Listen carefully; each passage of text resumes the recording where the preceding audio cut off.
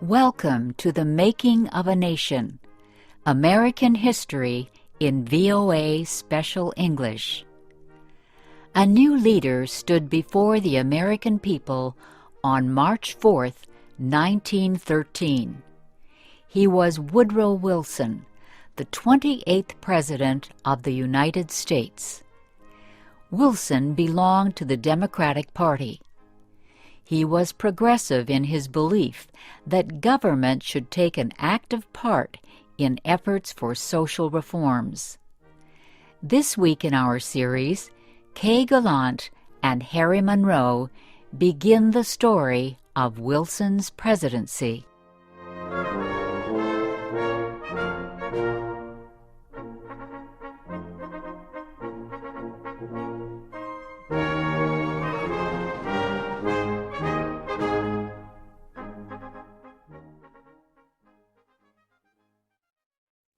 Woodrow Wilson had spent most of his life at Princeton University. First, he was a professor. Then he was university president. Next, Wilson was elected governor of the state of New Jersey. His early success as governor made him a leading candidate for the Democratic presidential nomination in 1912. Wilson traveled widely around the country during the campaign. He made speeches to many groups. He tried to make himself and his ideas known to as many Americans as possible.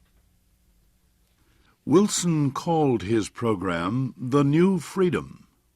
One of his campaign promises was to fight for better conditions for America's small business owners. Such proposals helped him win the Democratic nomination for president. Then he defeated President William Howard Taft and former President Theodore Roosevelt in the election. Woodrow Wilson, the former president of a university, had become the president of a nation. The largest crowd in Washington, D.C.'s history welcomed Wilson outside the Capitol building on the day of his inauguration. He called on the American people to join him in making the country a better place. "Our duty," Wilson said, "is to correct the evil without hurting the good. I call all honest men, all patriotic, all forward-looking men to my side."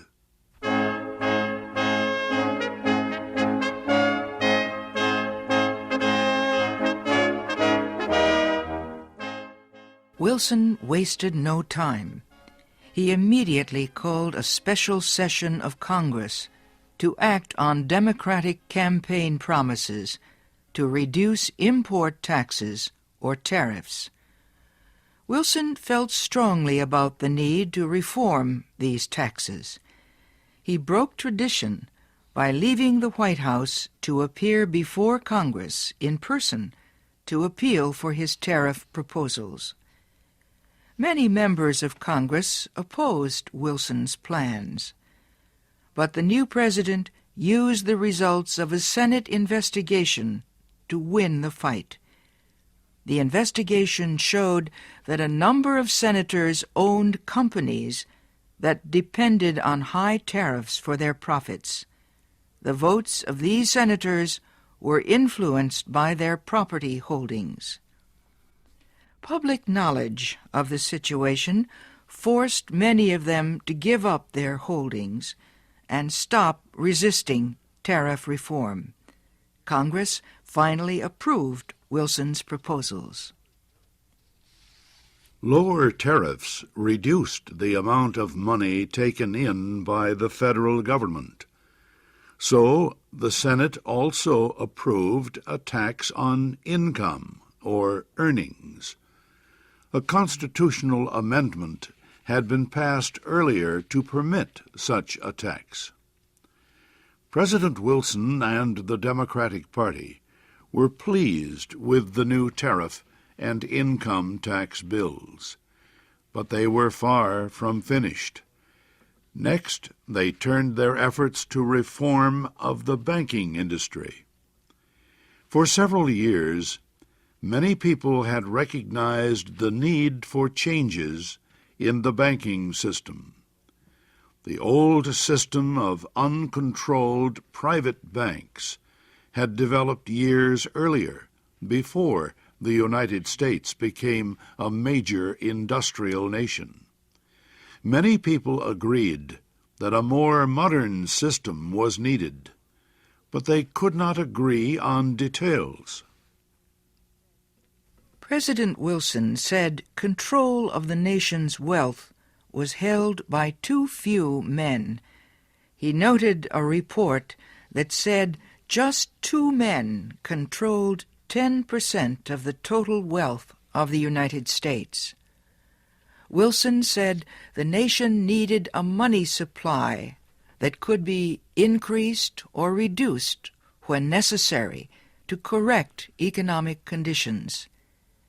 He said a method was needed to let banks help each other during economic emergencies. And, he said, laws were needed to prevent a few wealthy men from using the economic resources of the country for their